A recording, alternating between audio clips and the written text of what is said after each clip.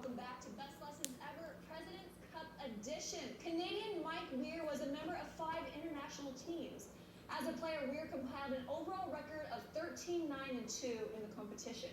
This year, he's one of Ernie Els' assistant captains.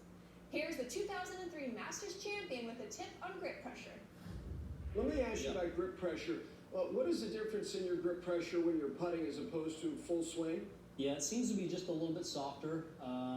I'm trying to just gently kind of, have it in my hands. I don't want to set the putter on the ground and have the full weight of the putter on the ground. I want to sense it in my hands.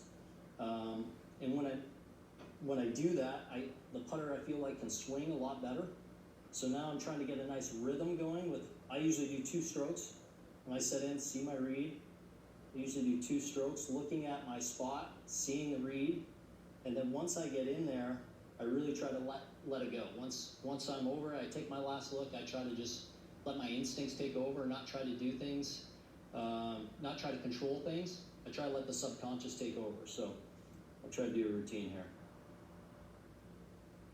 So I'm visualizing, put a ball out, take one last look, and I go. And Mike, now that we go to Swing 360 and we start with face on, what are the viewers seeing? What should they be taking note of? I think one thing is balance. I'm going to have a nice balance between my feet. I'm not going to be leaning too far one way or the other. The shaft's going to be kind of vertical up and down like I had with my sand wedge. It's not going to be leaning too far here or too far back. Not going to be too upright or over. I just feel nice and athletic. That's what feels comfortable for me. And my head is, you'll see kind of the front of my cap. You won't see the tip of my cap looking up and then looking through the, kind of looking down like that, straining my eyes. I just kind of want to have my head down. So down the line, you're going to see my stroke travel a little bit more to the inside. You can see that white line on the back of my putter is going to go a little inside and then release. You'll see that toe release.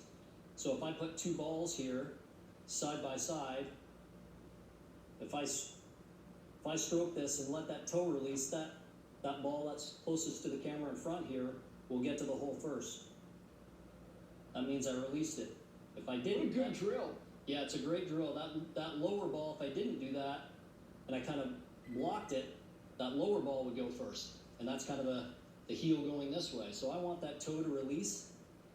That's a good little drill to practice. The effort drill, Yes. What is it? Yeah, it's a drill. Again, my sports psychologist, Rich Gordon, came up with years ago for me. Is I try to get about 8 to 10 feet from the hole, and I'll have 3 or 4 balls, and I'll start with a 10 out of 10 effort. So what I mean by that is that I'm going to try to do everything perfectly. I'm going to try to get my setup great. I'm looking at my spot. I want my eyes right over the ball. I almost feel some tension.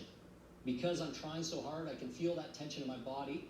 And because of that, I'm aware of that, and I'm like, I'll hit a putt anyways, but I don't really like that feel of all that effort. If I keep going down, I get down to a 4 or 5, it's almost like careless. If I get down to like a 3 or 4, I'm like just getting up and hitting it. So somewhere in the middle there, which usually for me is about a 6, where I have an awareness of setting up good, but I have a little bit of a carefree roll to it. I'm just letting it go. Carefree putting some